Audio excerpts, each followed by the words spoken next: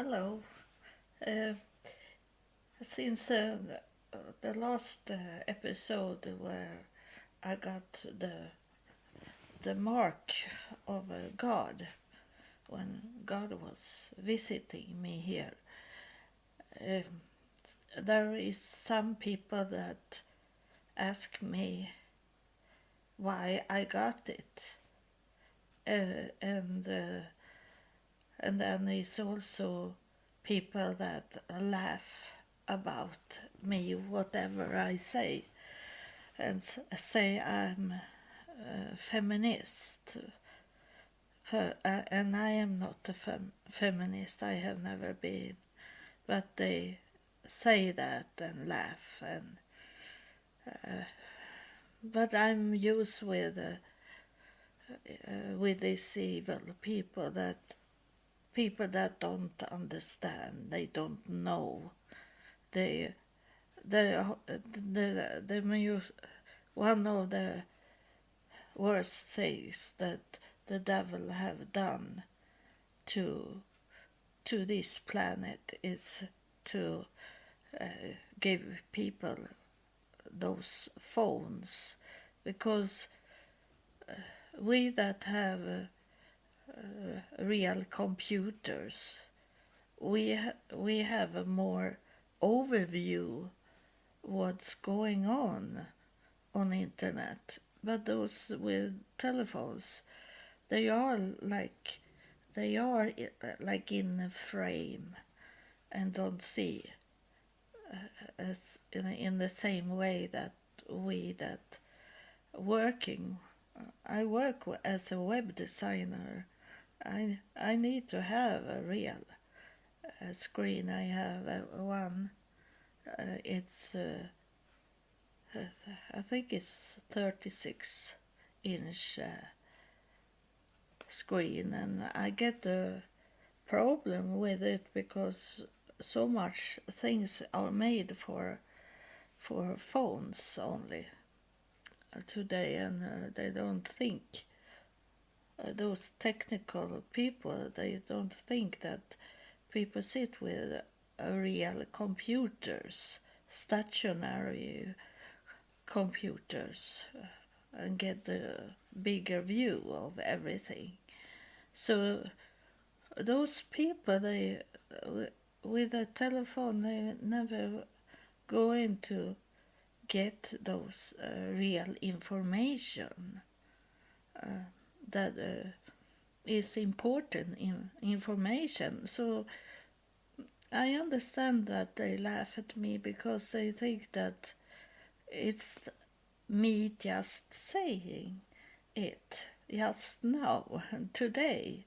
I have started this for maybe 1 year, so I need to tell you more about it.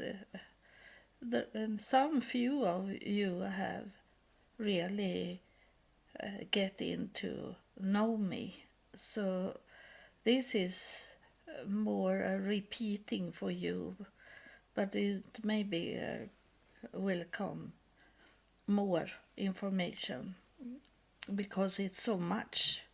It's very hard to describe a 69 years life, and so I this it started when I before I was born.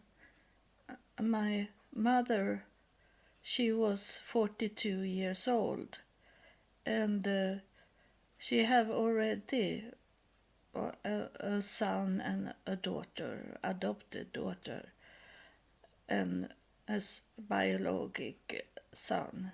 So she didn't want to have one more kid because it was enough, and it was like a status to show up 2 kids, because my father was a manager for an insurance company, and so it was most they want to have kids to show up that they were a perfect family when they weren't perfect.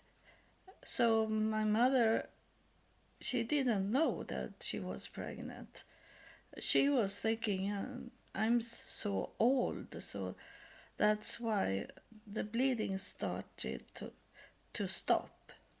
So she thought it was over for her to be fertile.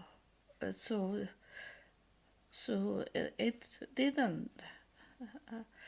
It goes some months, and she told me that one day when they have party in their home, and she was drinking, and suddenly she have to run out, and because they were in our summer house, and she ran out to puke, to throw up, and when she standing there and threw up, she felt how her stomach it's turned around and kicking, and she know what it was because my brother, she have carried my brother in her womb 2.5 years earlier, so she knew she was pregnant again, and she go to the doctor. She have told me this, and many times have she told me. And she go to the doctor, and the doctor say that it's too long gone. You are in the 5th month, he counted it.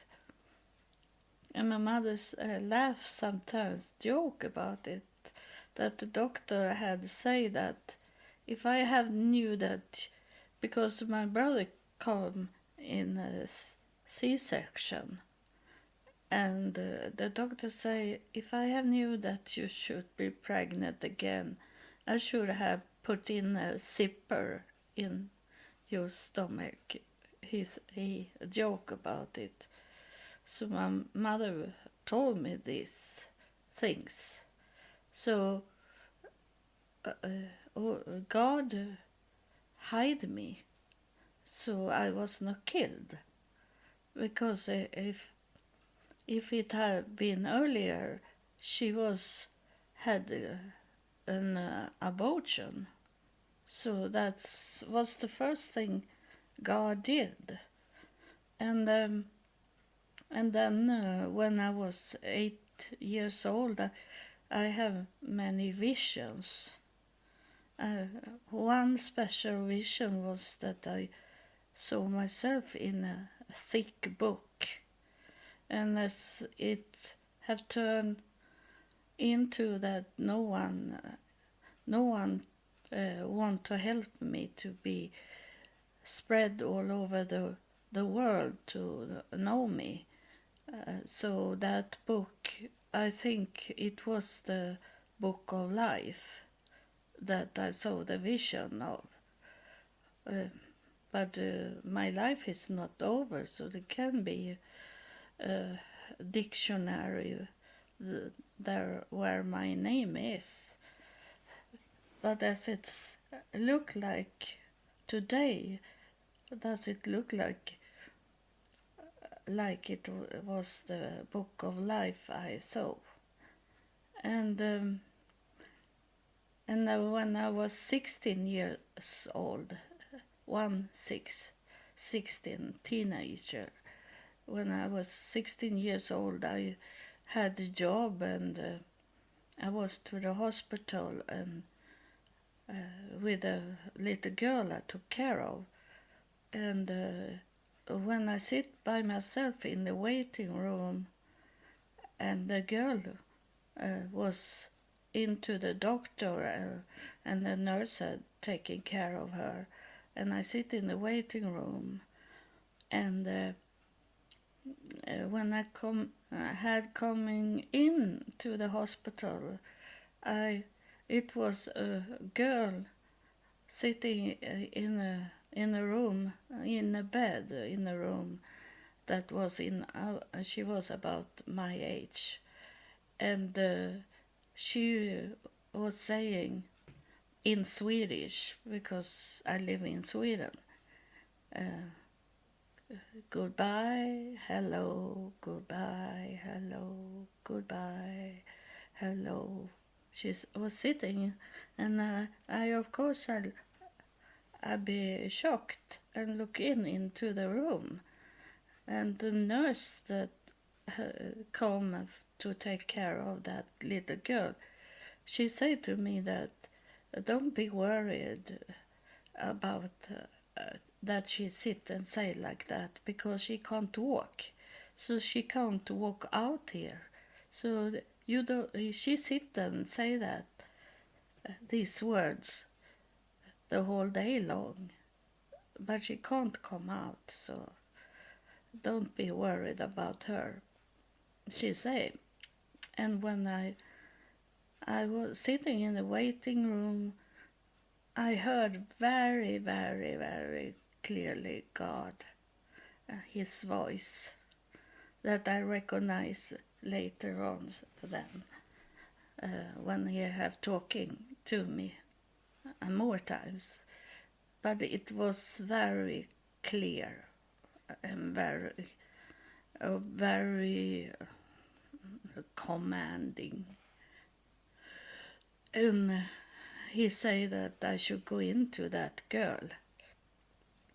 And the girl was sitting on her bed and said, come in, she said to me.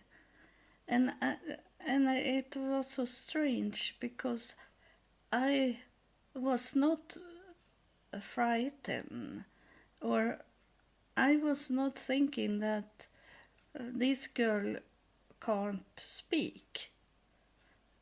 I was not thinking about that, because I was in some state of mind, and I think it was like I was in the spirit.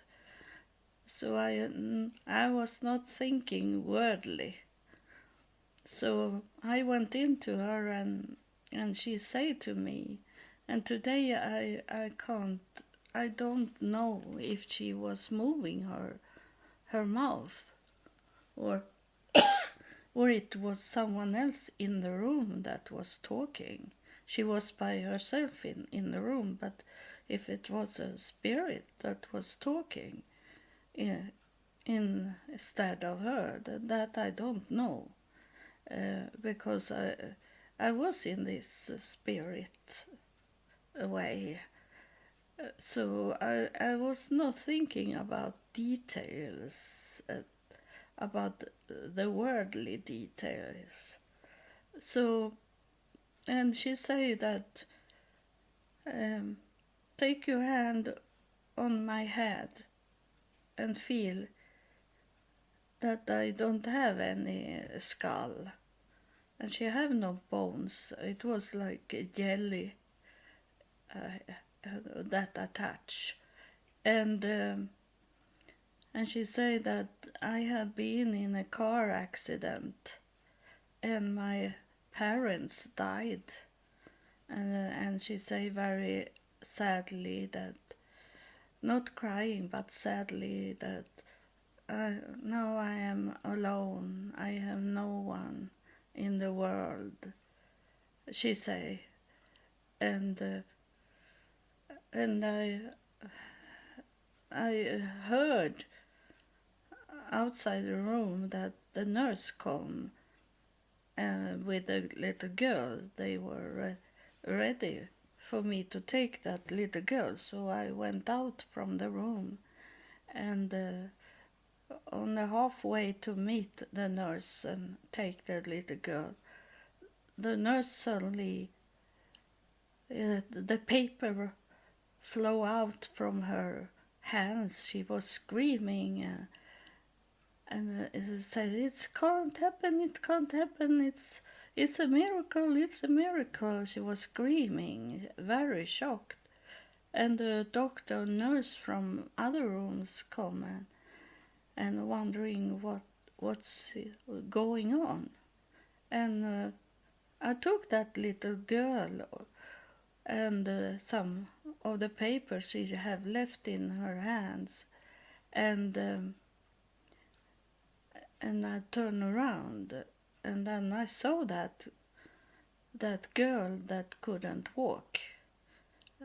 She come walking out from her room, but I was not thinking that, wow, this have I done to her, because that voice was talking to me, and I know it was my hand when she said I should hold my hand on her skull. That was the healing, but I didn't know that in that time, and I was, that I feel still today when I do healing on people, that I don't feel like it's me that do the healing. So I didn't stand there. I took that little girl and then I walked away from the hospital. And then in 2000, year 2000, I had very much on me from the devil, and devil in the spirit way and devil in the worldly way, because my husband was very bad man, and I had hard because my husband, I married him in Texas, and he was on his boss wife, so he be kicked out from his job. He be fired because he had sex with the manager's wife, and he didn't got any job. He was a little disabled. He have only one leg, and so it was hard for him to get a job. And so I said to him that it's in Texas. We were in Texas. I said to him that it's good for you that you are married to a Swedish woman, because in Sweden they don't let us walk homeless. In Sweden we always have a home, but it was for 1998, and today is it different, because now today people can be homeless in Sweden also. But in that time no one was homeless, and especially when disabled also. So we have to move to Sweden, and I be so very disappointed, because I was so happy to marry in Texas. I was thinking that my daughter should be American citizen and go to the school in America and have another life, another start. And then he did these stupid things to have sex with his boss wife, and we were on our way to be homeless. So we have to move back to Sweden, and we get an apartment the same day. We were never out on the street. We were in a real home,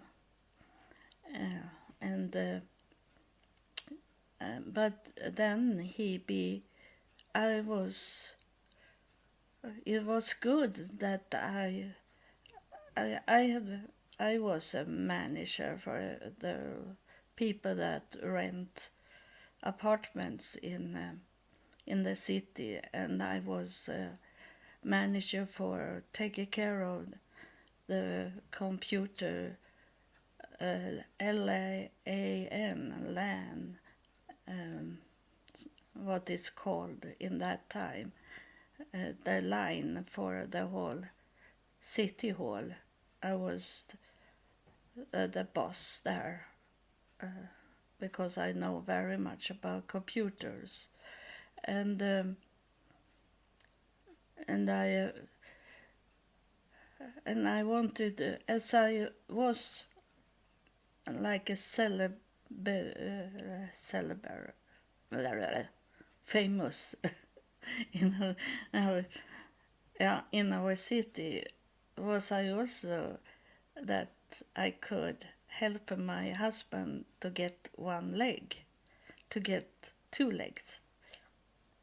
So I talked to the hospital for my husband, and asked them if they could help him to get the leg. So he was in the hospital to get the surgery on his leg. He was drinking very much. He was drinking more than 1 liter vodka every day, and he do some drugs in Sweden and in America, of course, also. And in the hospital, he was flirting with the nurses.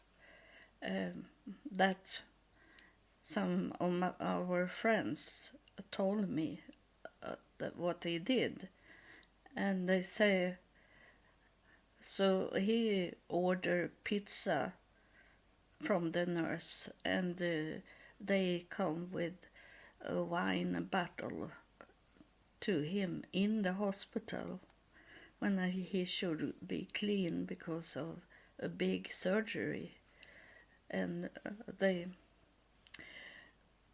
could create a leg for him because he had a leg that he couldn't use, that was only hanging, and the doctor in the United States, they have left the knee.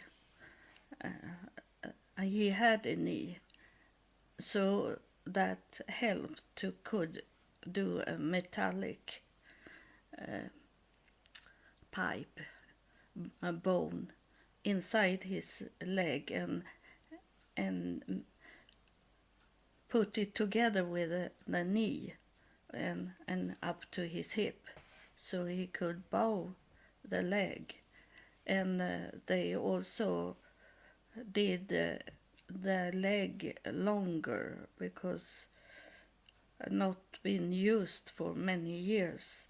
The leg was so much shorter, but so they stretch it out for him and then did the surgery. So it ended up that he could dance, he could bicycle, he could run with 2 legs, and I did it for him, but he never thanked me for it. He take it for granted that women should serve him, and it was a little sad about him because he had laying in the hospital as a child for many months and be spoiled of the nurse there. So he know how to do it with these nurses, and when they should do the surgery on him, the doctors say that we have to be a little attention to what we are doing here. We have to be careful.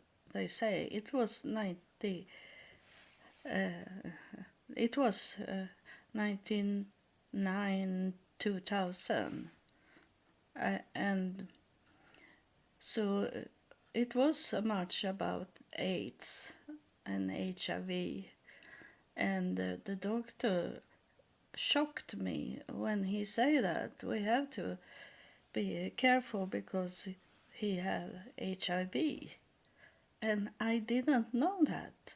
He have not told me, or else I have never married him. I didn't want to have HIV or AIDS, but he didn't say it to me. But the doctor thought I knew it, and that I suppose he was thinking I had it also, as I was married to this man. So I'd be very, very shocked. And everything, the floor went, was gone under my feet. I was really, really shocked. And it was so hard to think that I have maybe make my daughter get HIV or AIDS, and my husband, he died 2016 in AIDS. He got AIDS and died, and yeah, people say he had cancer also. So people don't die of AIDS. It's complication of AIDS. Together with AIDS, they die. So he smoked very much. He went up in the night and smoke. So it maybe can have happened that he died in cancer and AIDS. And so everything was so bad. So everything had going wrong for me. And so I'd be sick. I know now how it feels when people want to make suicide, because I wanted to do suicide, and it's not thinking really clear. It's not thinking rational of the situation. You are like mental sick, but it's a hard word to say, mental sick, but it's, you can't think clearly when you make up your mind to make a suicide, and it's so sad because of that. So I had the plan to we live just at the harbor, and so I was thinking I'm going down in the water and kill myself. And my husband had taken a flight to Texas, so he was not home, and I and my daughter and I was alone in the home, and my daughter felt it also, that it was something, it was like wind in our apartment, and we have no windows open, and it was like someone touched us on the side of the face, and one night my daughter wake up and was crying, and she never was crying. But this morning she was very crying. She was upset. She had hard to go to the school. So I wonder what's wrong with you, I said to my daughter, and she said that I dreamed this night that I was out from this planet, and I was seeing it was fire in the horizon of the planet, and I was thinking that I maybe never could come back to our our planet on Earth again, she say. And when she say that, I'll be so very happy. And I don't, I didn't know what it was, why I was so very happy that she had this dream. And it was like I touched the spirit again. And then one day when we were at home and we have just moved from Texas to Sweden, and we have no picture. I had picture with me in Texas, but we never took it back to Sweden.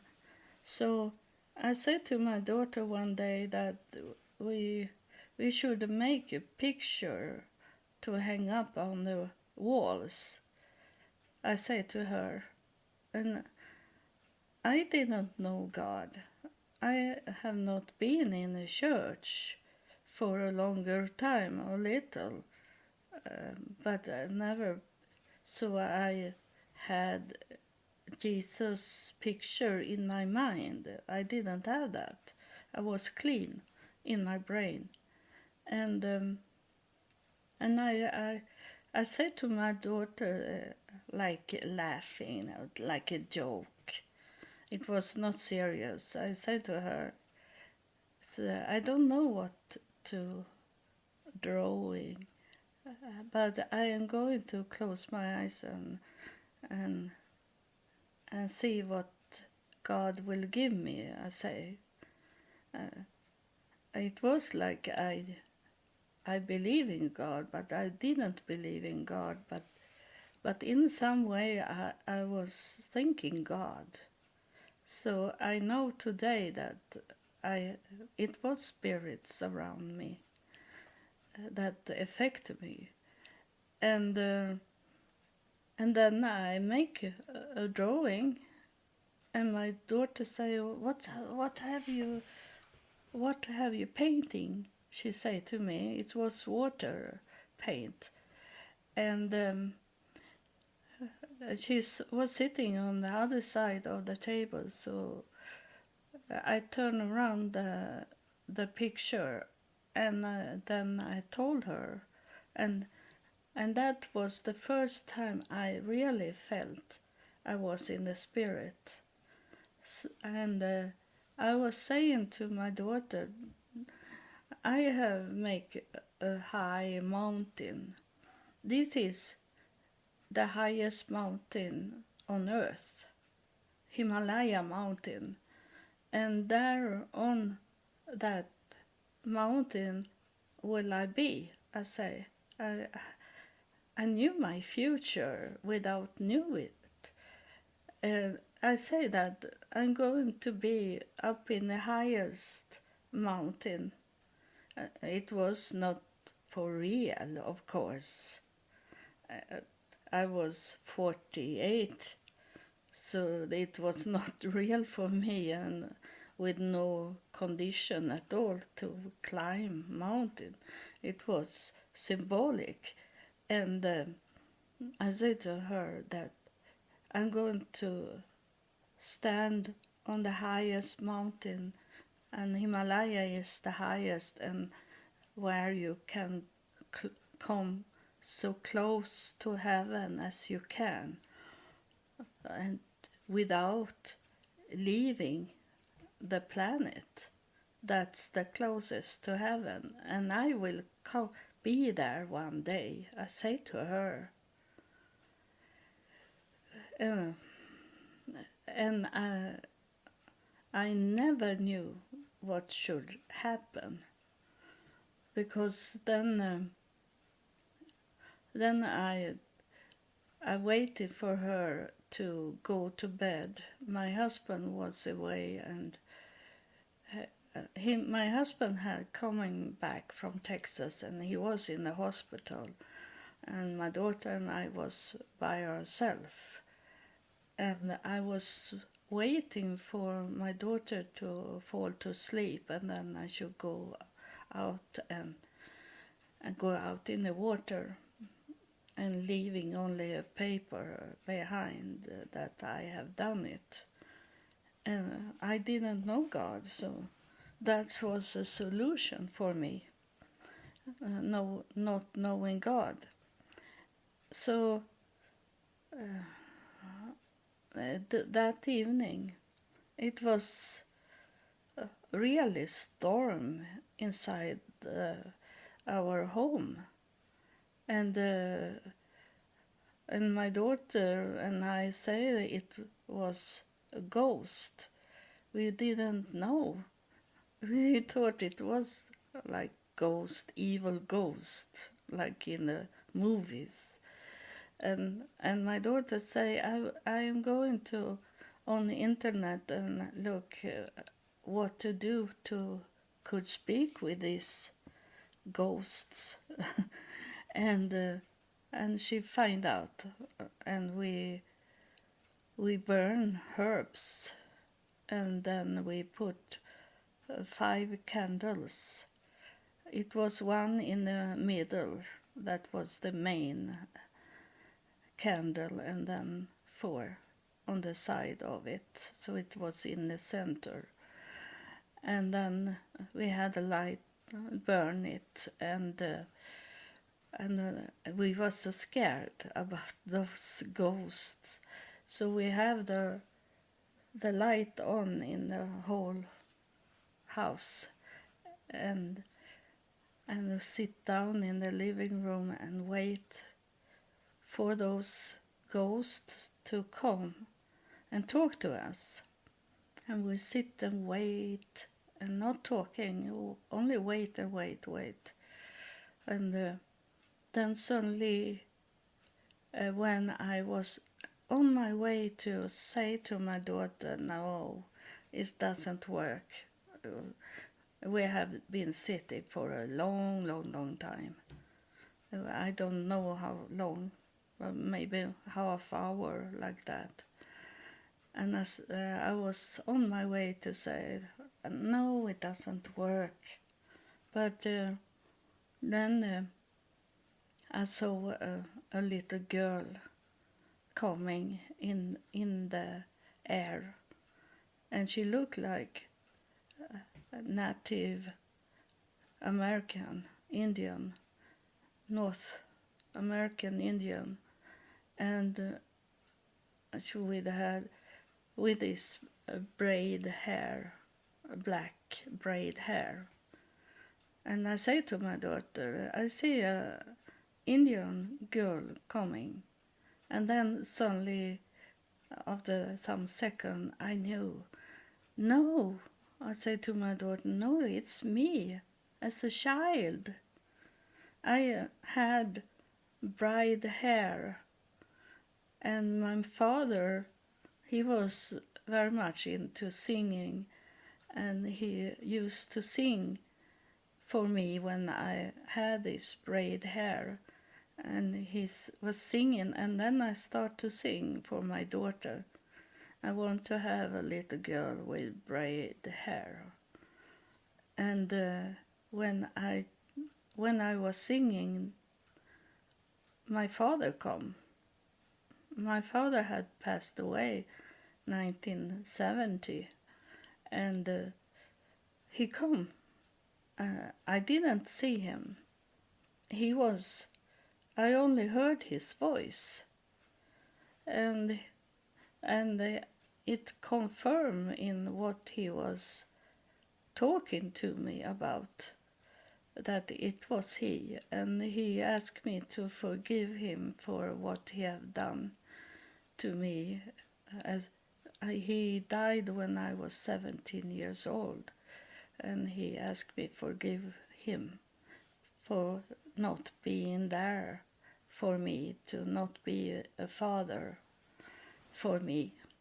And then it come some more spirits, and all of them ask me to forgive them for what they have done to me in my life. And I'm so happy to know it today, that I say to them that I have forgiven you, because I know that that in the heavenly court they have told these spirits that if your if I if I could forgive them, they are also be forgiven in the court, heavenly court. So I'm very happy, thankful that I could help them to come into to heaven. And then if you have listened on other episodes, some I don't know what episode it was when they talking about this. The spirits come and talking about this, how important it is to forgive those that have hurt you, because that make them get easier to come into heaven. And you don't want people to not come to heaven. You know that they change when they come to heaven, so they are not like they were on the planet when they live in this world. So why should we left them behind by not forgive them? I am not good to talk about it, because they say it in a different way. I know that many things that is me that is talking, but when the spirit's coming, I am in the spirit also, so it's not me. I only tell you what they are saying to me, and they say it in a different way from what I am saying. Some of you can tell that it's different voices, that it's not it can be my voice, but I say it in a different way than what I normally saying. And I know that I find words easier in when I am a spirit and only talk to what they are telling us. So some of you, I have got some message that some of you believe in, that God is talking to me, and the spirits also, and you are not frightened about spirits. So when there was a man, suddenly I saw a man standing in my room, and he looked like Jesus.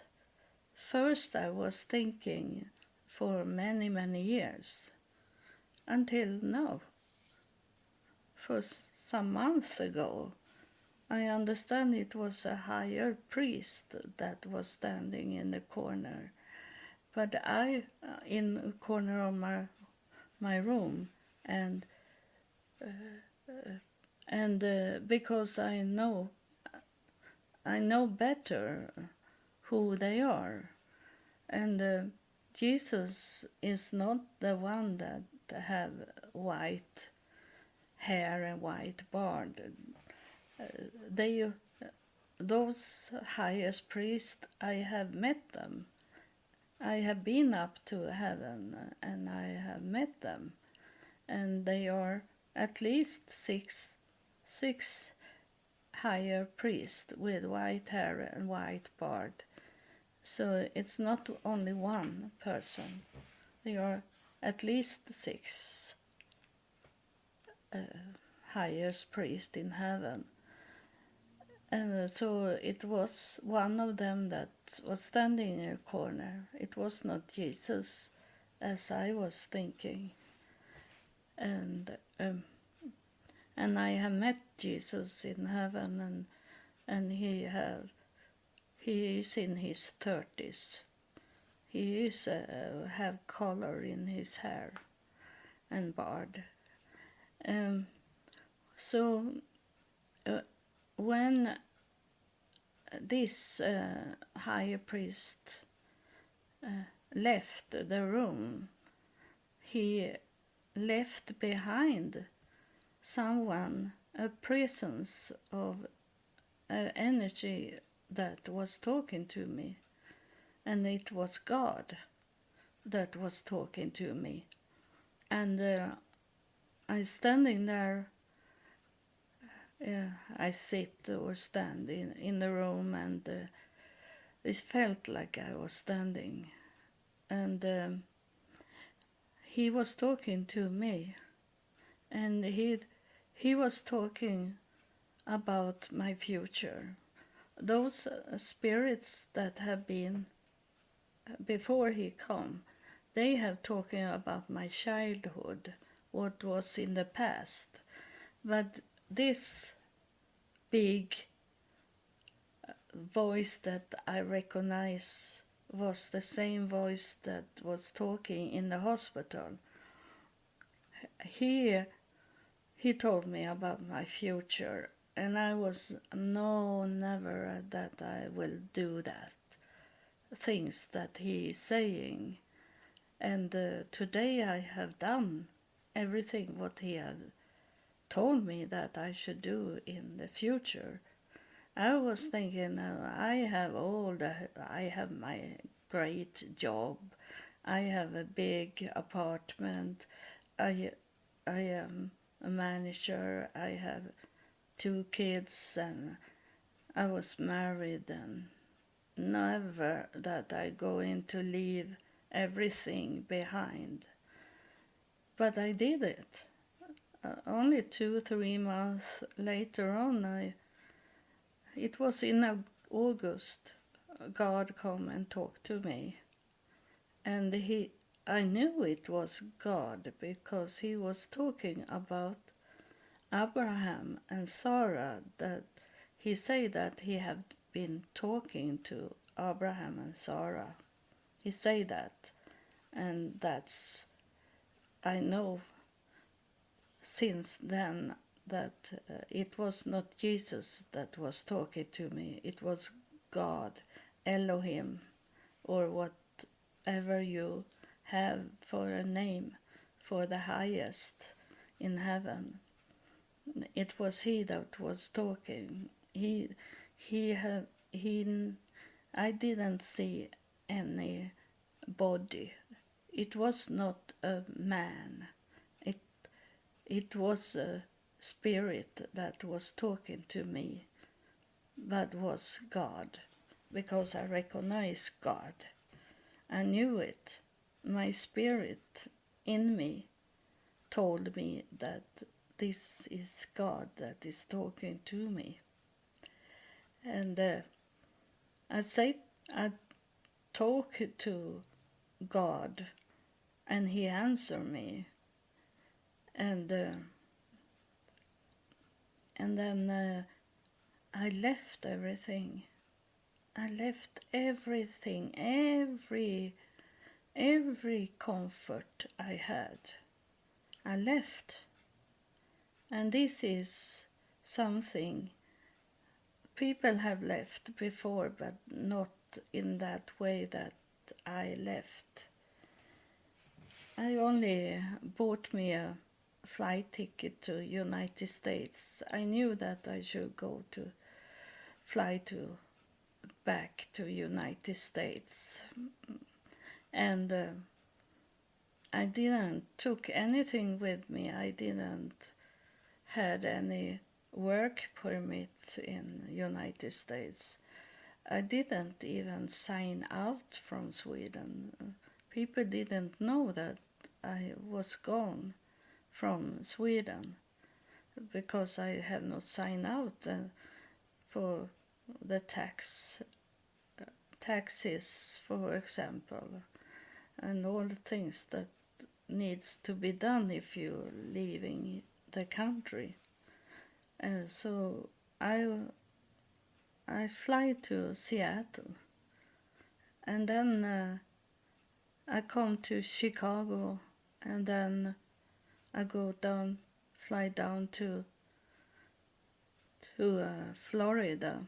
I don't know how I come to do this.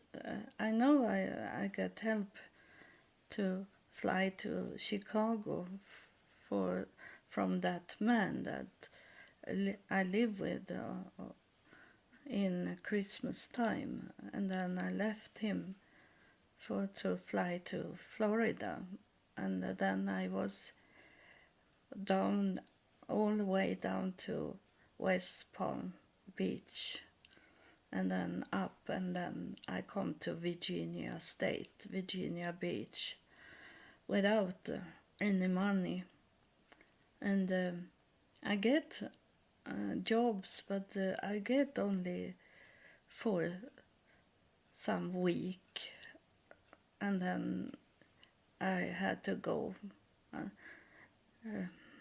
And they use me so very much in work,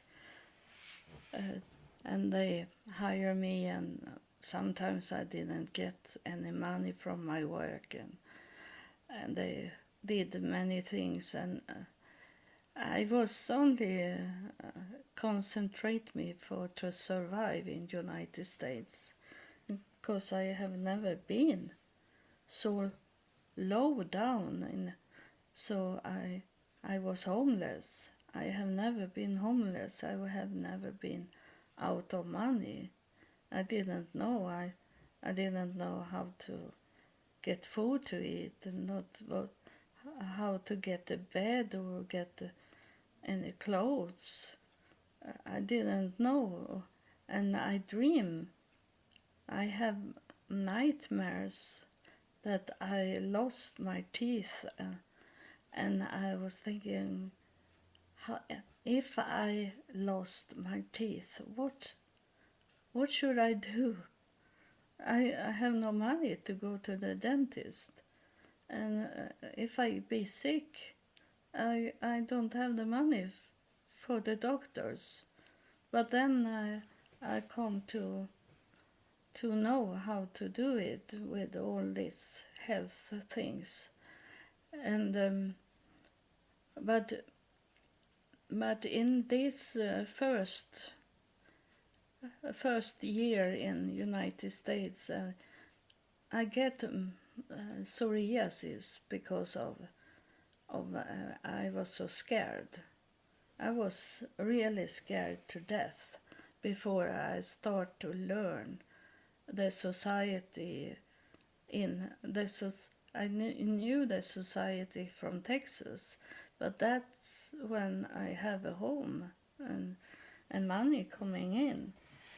And because I was a web designer in Texas, I did some job there and got much money. And but my husband never helped me to get a green card or to get a work permit. So I was working under the table, and so I couldn't help with money when he be fired. So that's what I have done, and why I get a mark on the forehead of God. It's because I have obeyed what God have told me to do. The first time going to United States, that was in the spirit. I move. I was taken to United States. If I had not been taken, I should have been staying with my husband and my work and my home and my country. I had not left everything. but I was taken in the spirit, so I go to United States, and uh, when I come back from United States, I was very sick. I had to. It took me some years to be okay again, and then 2011, God told me that I should go to Israel. So I didn't know how to make the money to could go to take a flight to Israel and have a hotel. The flight is not so expensive, but to stay in hotel in Israel is very expensive. They love money in Israel. So, but in some ways, it's a long story, so I don't. It's in an episode, you can listen at it. But God, when He tell you to do something, I tell you this, that I learned from God, how He is. If God wants you to do something, He makes sure that you have money to could do it. But it's only if it's if you work in God's will, not your own will. But if you work in God's will and He have called you to do something, He makes sure that you get the money to could do it. He did it for my first flight to Israel, and then 2013 he told me to go to Israel again, and 2016 he said go to Israel, and all these 3 times to Israel he gave me money in this supernatural way to do it, that only God can do it. So, and then I don't know now yet. 2013 I was in Kenya in Africa, because He called me to Africa, and I was there in 3 weeks in Kenya and lived with most poor people in Africa, and I saw how they lived their life and how much lie there is. Very much they fool us to give them money. It's only money for them the whole time, and the money is going before God for them. They pretend to be very much into God, but it's money they are into in the first place. So God showed me what's going on in Africa, and He have shown me what's going on with people. And then one night He called me to go to Portugal, and there I was very close to be killed of the Catholic church I was in. Portugal, I was wondering why should I go to Portugal, but in Portugal is it very much Catholic church.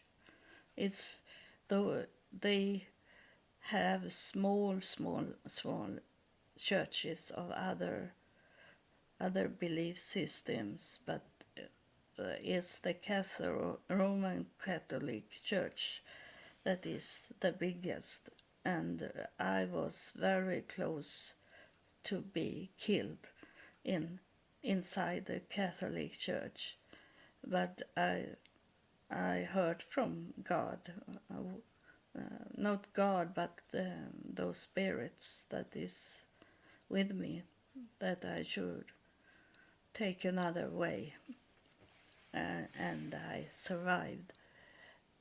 And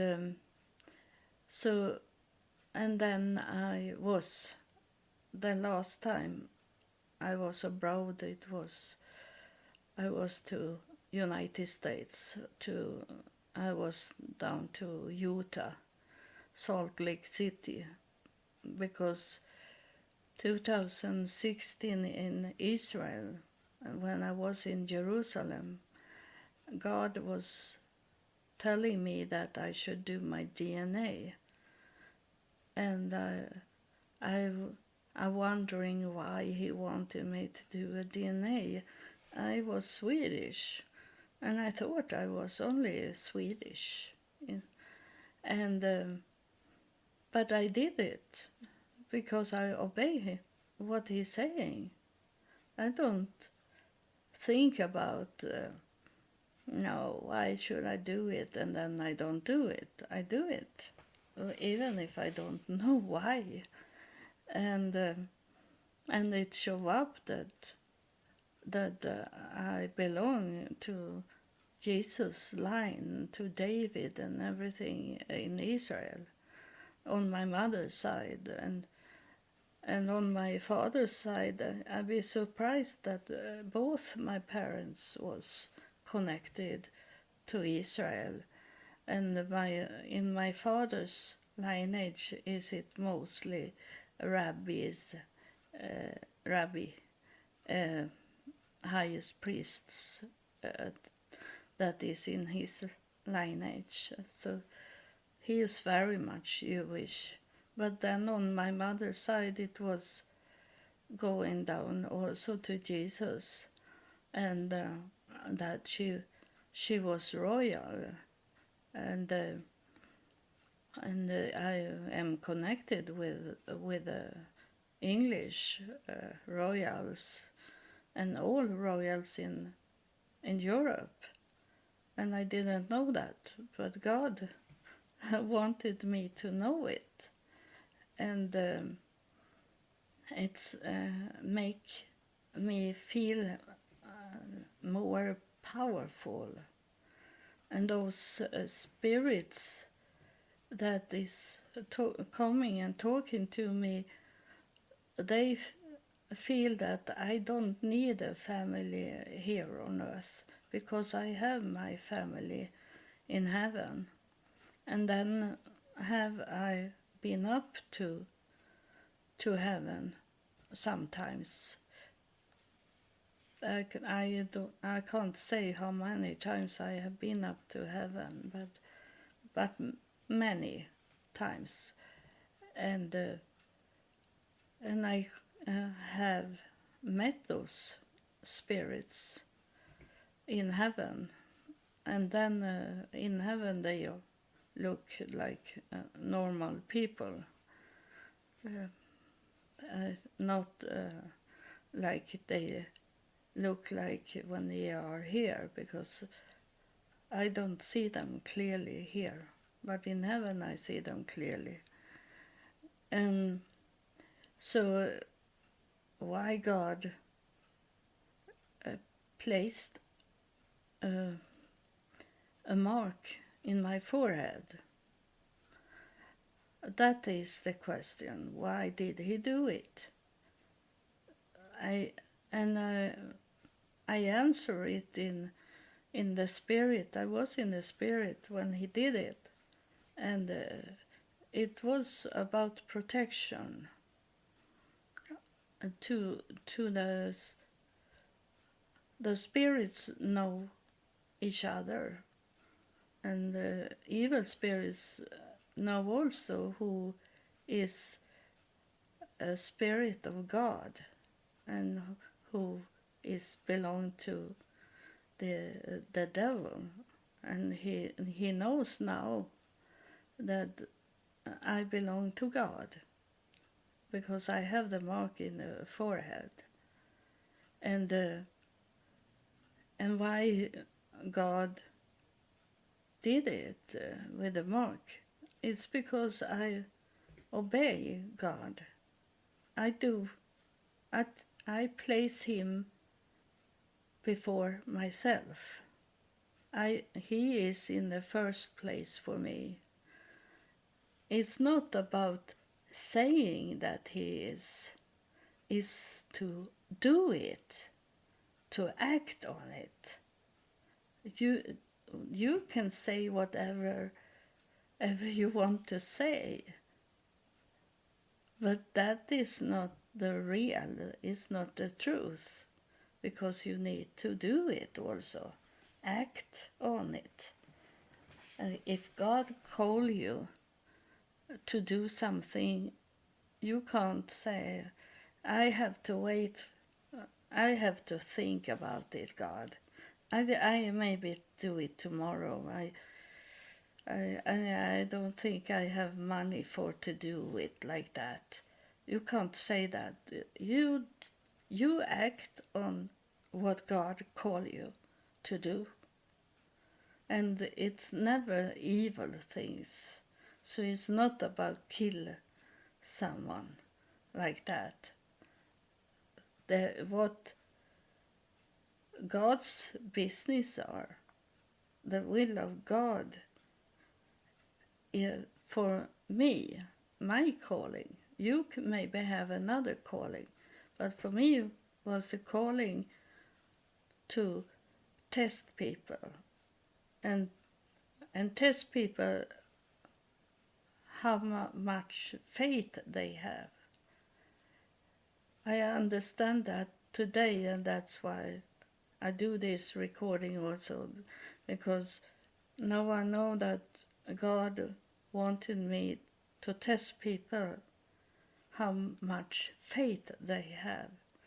Because it was today someone was saying to me about Moses that God told him that to that stick he had, his staff he had is in hand, because Moses asked God, what should I tell them who have talking to me?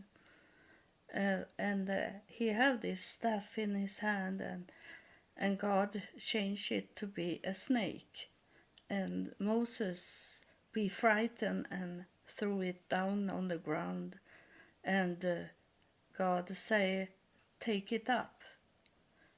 And Moses took it up, and that was something that hit me today, that Moses, God was not looking like Jesus. He was in the spirit, God, when he was talking to Moses. So Moses didn't see a body. He only heard the voice of God. And when God said he should pick up the snake in his tail, and that snake maybe was a poison, I am sure it was a real poison snake, and Moses took it up, and that means that he had faith in something, someone, a God. He had faith in a God that he couldn't see, that was not visible, but he had faith in that voice that was talking to him, and he did what the voice told him. So that make me understand today that this is what God tests people. It was not what I was thinking, but maybe it's a little about it to help me on my way to be the most poor person. But it is, at least today is it, that have the faith in me that is talking to you in this recording, in podcast, and I tell you what the Spirit is talking, and what God is coming, and what He is saying, and you that have that faith, like Moses had, you understand that this is for real, that God is talking to you, and the Spirit is talking to you. All in God's kingdom is talking to us through me, because it's hard for them to talk to you, because you have, most of you have been born into thinking in one way or another about God, that is Jesus, that is God, that isn't, because God is a spirit, and that's, I don't know how much more learning I will get, but I think it's not have ended that I got the mark in my forehead. I think it's not the end of it. It may be more and greater, but my vision, my own vision, is that if some people, strong people that can take me into, accept me and take me in a group, and I take contact with those spirits and God, I am sure that they are coming down to earth for real, and not only in the spirit. We will see them. They are going to walk here. But as far as no one have accepted me, it will not happen. And you know, if you have listened on my episodes, you know the spirits have talking about it. That there is a connection. They are dependent on you, like you are dependent on them. It's a relationship. It's not only one side. It's between two parts.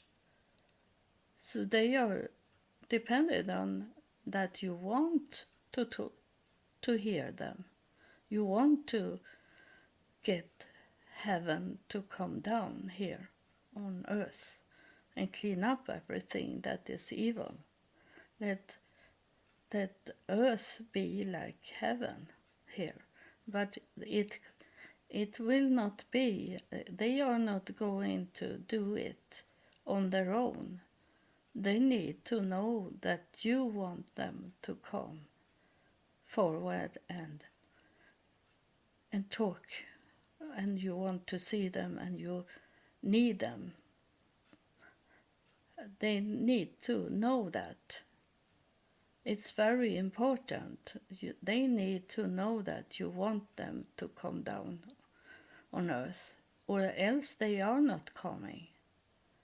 That's for me, is it very scaring, because I want the best for this planet.